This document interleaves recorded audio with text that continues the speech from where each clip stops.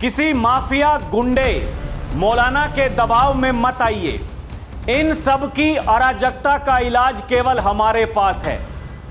कोई मौलाना क्या बक रहा है, चिंता करने की आवश्यकता नहीं। आने वाले समय में ये भी आपको सड़कों पर झाड़ू लगाते दिखाई देंगे। कोई मौलाना क्या बक रहा है, उससे चिंता करने की आवश्यकता नहीं। आने दीजिए डबल इंजन की बीजेपी की सरकार को, ये सभी आपकी चाटुकारिता करते हुए दिखाई देंगे। आपके लिए बंगाल की सड़कों पर झाड़ू लगाते हुए दिखाई देंगे ये सभी लोग।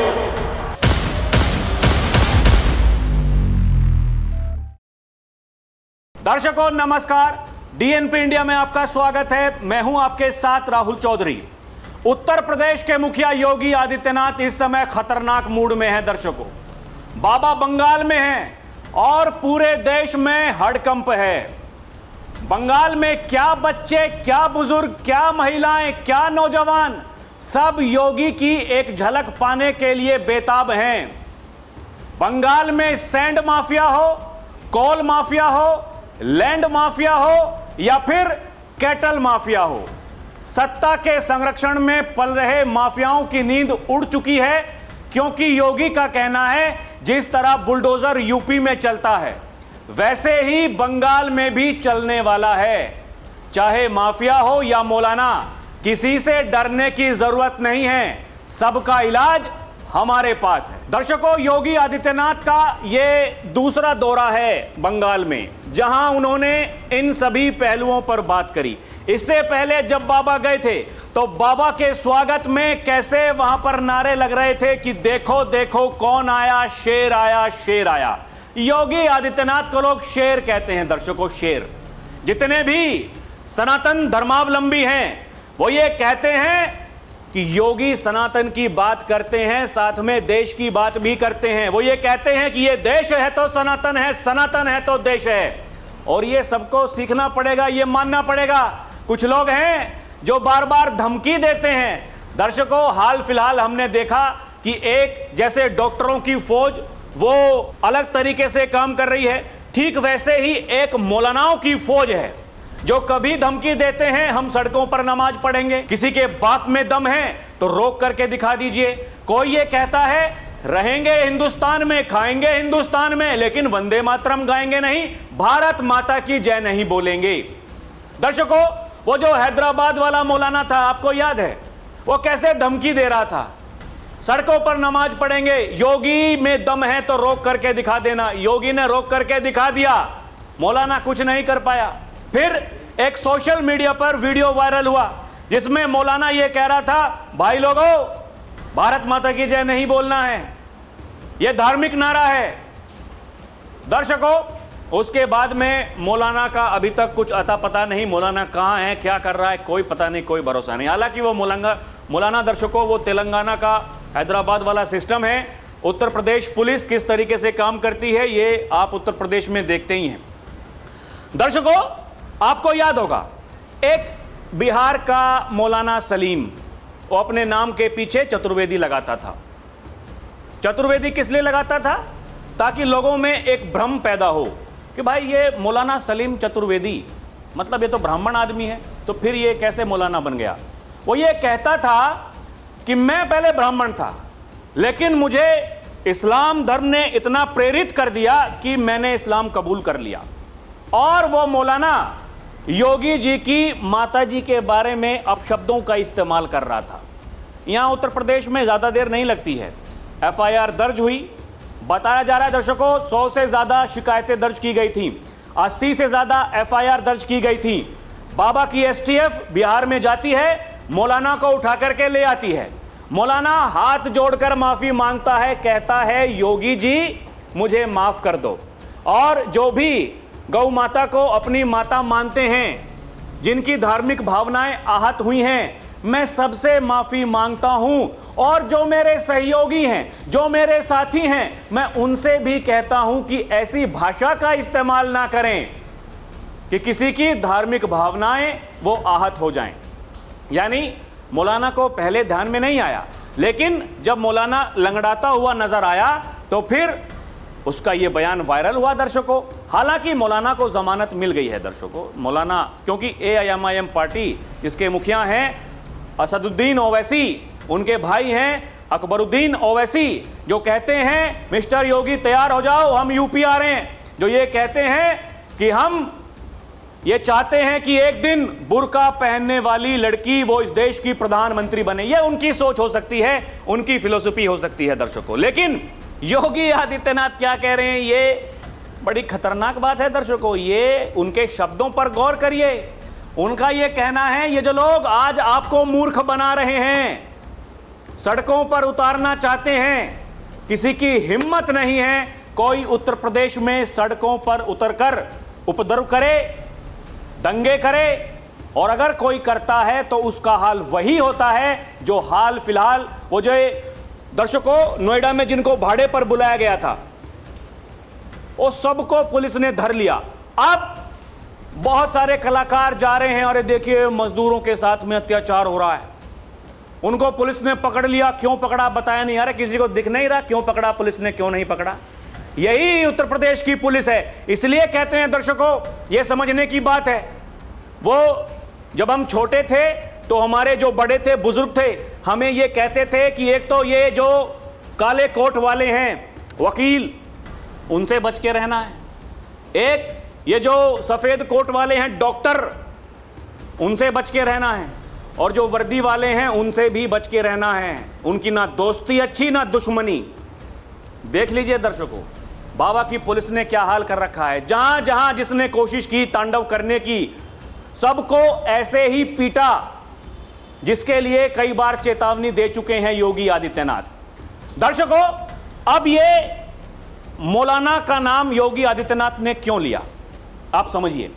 सवाल बड़ा यही है कि माफिया को वो टारगेट कर रहे थे, लेकिन माफियाओं के साथ में जो मौलाना है उनका नाम क्यों लिया गया? क्योंकि ये कर्म, दर्शकों इनके कर्म देखिए, ये किस तरह की बात करते हैं। आप देखिए ना, दो उदाहरण अभी मैंने आपको बताए। एक हैदराबाद वाला मौलाना, वो धमकी दे रहा था, एक बिहार वाला मौलाना।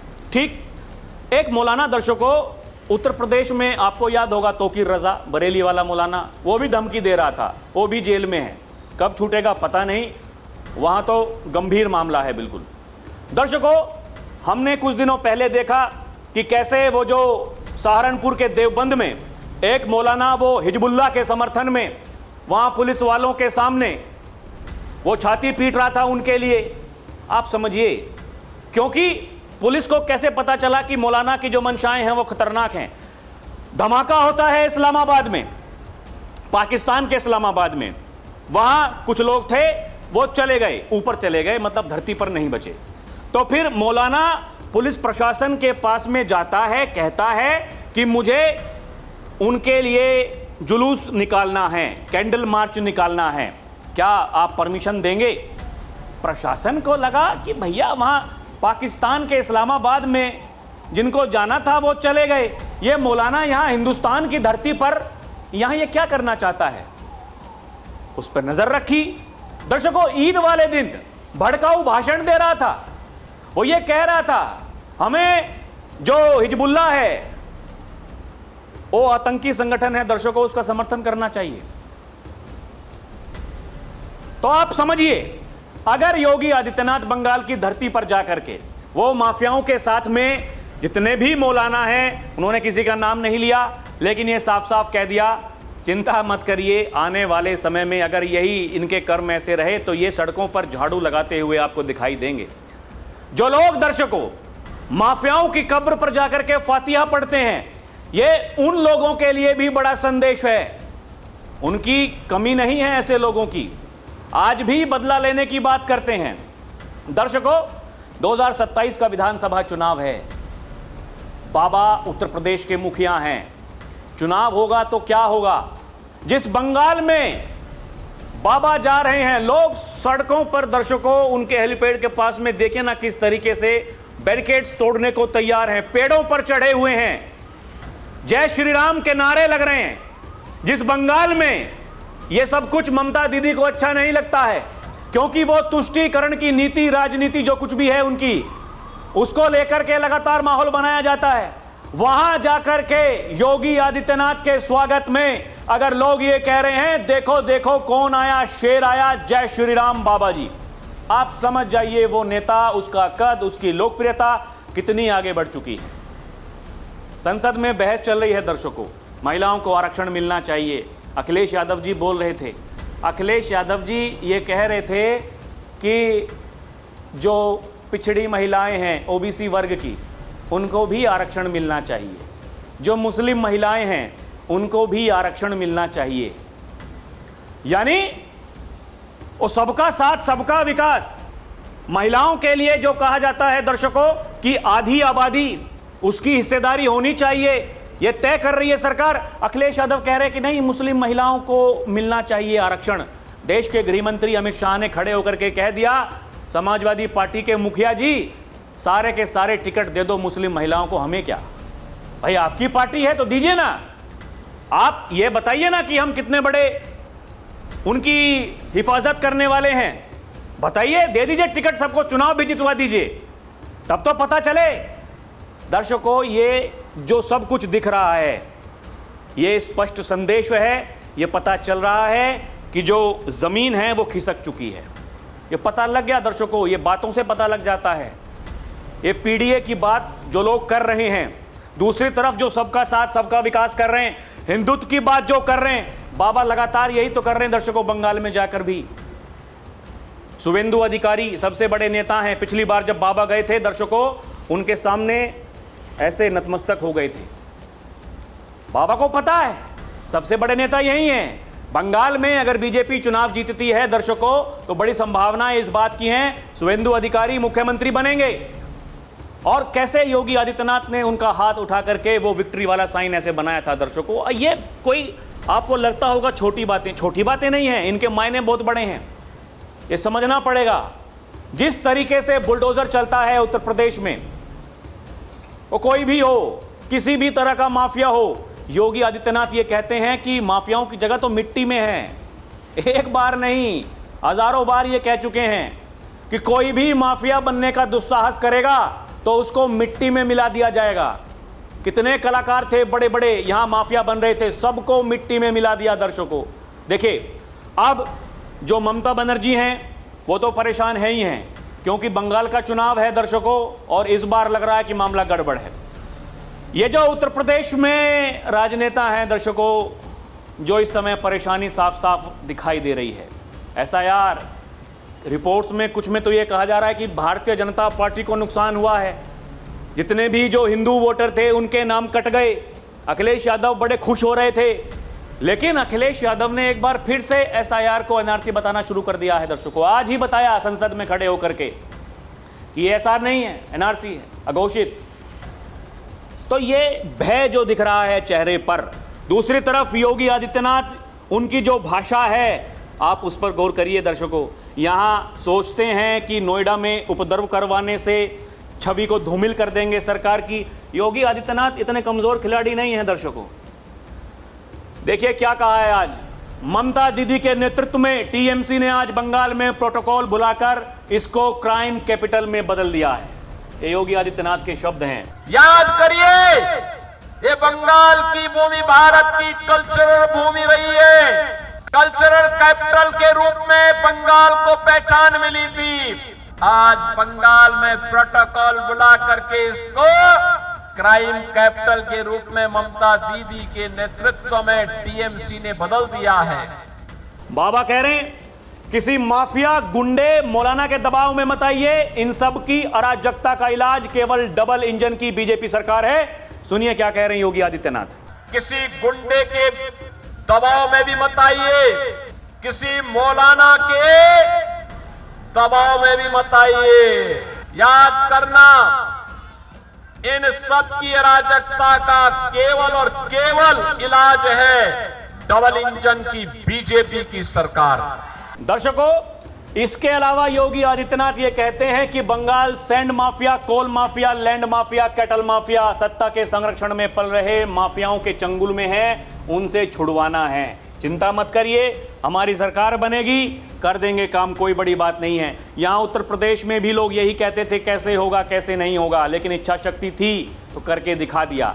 योगी ये कहते हैं हम बोलते कम हैं काम ज़्यादा करते हैं। यहाँ तो योगी आदित्यनाथ बोल रहे हैं दर्शकों, आप ये मान करके चलिए। बाबा ने बिहार में भी यही कहा था, अब बंगाल में भी वही कह रहे हैं, वही काम कर रहे हैं कि ये तुष्टीकरण की राजनीति नहीं चलनी है, संतुष्टीकरण की राजनीति चलनी है। बाबा कह रहे हैं कोई मौलाना क्या बक रहा है, चिंता करने की आवश्यकता नहीं, आने दीजिए बीजेपी सरकार, ये सभी बंगाल की सड़कों पर झाड़ू लगाते दिखाई देंगे। सुनिए क्या कह रहे हैं बाबा। कोई मौलाना क्या बक रहा है, उससे चिंता करने की आवश्यकता नहीं। आने दीजिए डबल इंजन की बीजेपी की सरकार को, ये सभी आपकी चाटकारिता करते हुए दिखाई देंगे। आपके लिए बंगाल की सड़कों पर झाड़ू लगाते हुए दिखाई देंगे ये सभी लोग। दर्शकों, 90 के दशक के बाद में वो 3 शब्दों वाला नारा जो योगी आदित्यनाथ ने दिया, बटोगे तो कटोगे, आप समझिए ये कोई छोटी बात नहीं है। ये कहा जाता है कि उस समय जो लाल कृष्ण आडवाणी जी थे, उन्होंने हिंदुओं को जगाने के लिए एक नारा दिया, वो भी 3 शब्दों का था, जय श्री राम। ठीक वैसा ही आज हो रहा है, क्योंकि 2024 के लोकसभा चुनाव को आप याद करिए।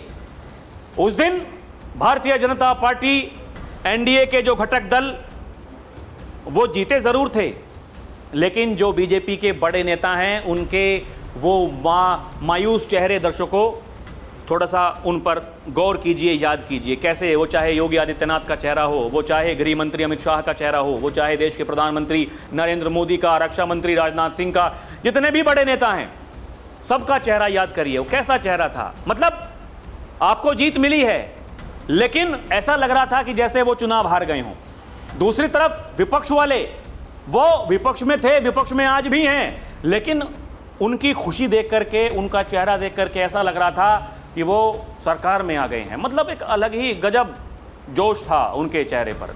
लेकिन दर्शकों, जो बीजेपी के पदाधिकारी हैं, नेता हैं, उनका जो काडर है, कार्यकर्ता है, वो मायूस थे। ऐसा लग रहा था कि पता नहीं क्या कुछ छूट सा रहा है। लेकिन जब योगी आदित्यनाथ ने कहा बटोगे तो कटोगे, अपना इतिहास उठा करके देख लीजिए, जब जब बटे हैं तब तब कटे हैं। भाई, भारतीय जनता पार्टी के कार्यकर्ता, दर्शकों आप यकीन मानिए, वो ये कहने लगे कि ये क्या बोल दिया बाबा ने, सब डिस्टर्ब हो गए।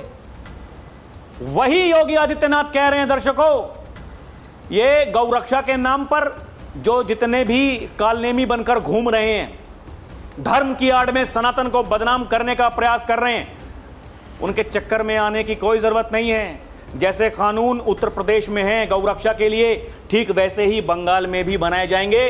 वो ये कह रहे हैं गौ माता को कटने नहीं देंगे, हिंदुओं को कभी बटने नहीं देंगे। सुनिए क्या कह रहे हैं बाबा। गौ माता को कटने नहीं देंगे और हिंदुओं को बंटने नहीं देंगे। दर्शकों, इसके अलावा योगी आदित्यनाथ ने यह कहा, जिन्होंने बंगाल को टेरर, माफिया राज, कटमनी, करप्शन का अड्डा बना दिया, वो टीएमसी अब नहीं चाहिए। ये देखिए ना, ये टीएमसी की परिभाषा है दर्शकों, टीएमसी, टेरर, माफिया राज, कटमनी, करप्शन। जैसे पीडीए की परिभाषा बाबा देते हैं, परिवार डेवलपमेंट अथॉरिटी, ठीक वैसे ही देखिए ये टीएमसी की परिभाषा है, बाबा ने दे दी। सुनिए क्या बताया। जिन्होंने बंगाल को टेरर का, माफिया राज का और कटमनी एंड करप्शन का अड्डा बना दिया हो, वह टीएमसी अब नहीं चाहिए। दर्शकों, एक तरफ एक पूरी टूल किट काम कर रही है, कैसे योगी आदित्यनाथ को रोका जाए। उनके जो विरोधी हैं वो लगातार ये प्रयास कर रहे हैं, भरपूर प्रयास कर रहे हैं, कैसे ना कैसे करके भाई इसको रोक लो, नहीं तो ये थमने वाला है नहीं। उनको क्या लगता है, क्या योगी आदित्यनाथ ऐसे ही थम जाएंगे? योगी आदित्यनाथ वो नेता नहीं दर्शकों, योगी आदित्यनाथ ब्रांड हैं। और फिर देखिए, बार बार ये बात मैं कहता हूं दर्शकों, ये याद दिलाना बड़ा ज़रूरी है, जितने भी बड़े बड़े ज्योतिष आचार्य हैं वो इस बात को कहते हैं, ये 2026 ये योगी आदित्यनाथ के लिए एक बहुत बड़ा वर्ष होने वाला है। ये पूरा का पूरा जो साल है, इसमें ऐसे ऐसे निर्णय होंगे जो योगी आदित्यनाथ को और ज़्यादा लोकप्रिय बना देंगे। और ये तो होता हुआ दिख रहा है दर्शकों। बाबा अभी कुछ दिनों पहले वो जापान और सिंगापुर गए थे। बाबा ने विदेश भी जाना शुरू कर दिया है। उन्हीं भगवा कपड़ों में देश के रक्षा मंत्री राजनाथ सिंह वो ये कह रहे थे, हमें ये लग रहा था कि हमने योगी जी को हमेशा इन्हीं भगवा वस्त्रों में देखा है। जब योगी जी विदेश जाएंगे तो फिर वो क्या कपड़े पहनेंगे, क्या करेंगे, क्या नहीं करेंगे, हर कोई इस बात को सोच रहा था। लेकिन बाबा जैसे यहाँ रहते हैं दर्शकों, ऐसे ही वहाँ भी चले गए उन्हीं कपड़ों में। उन्हें कोई शर्म नहीं है कि कोई क्या कहेगा। होता है ना कि अरे भाई साहब शर्म के मारे, अरे कैसे कपड़े हैं, देखिए तो ये कैसे कपड़े पहन करके आ गया। नहीं भाई, वो जैसे हैं ऐसे ही हैं। जिन लोगों को चिढ़ हो रही है, जो विरोधी हैं, जो घबराए हुए हैं, मायूस चेहरा लोगों का साफ साफ आपको दिखाई दे रहा होगा दर्शकों। ये जो डर है, ये भय है, कुछ भी करे सरकार। देखिए ना, जो चुनाव आयोग ने SIR करवाया उससे दिक्कत, ठीक। फिर सरकार ने ये कहा कि ये क्योंकि आप लोग ही मांग कर रहे थे कि जो सरकार ने वो अधिनियम लेकर के आए, वो कानून बनाया कि महिलाओं को आरक्षण मिलना चाहिए, ये 2029 के लोकसभा चुनाव से पहले हो जाना चाहिए। आज उसमें भी दिक्कत है।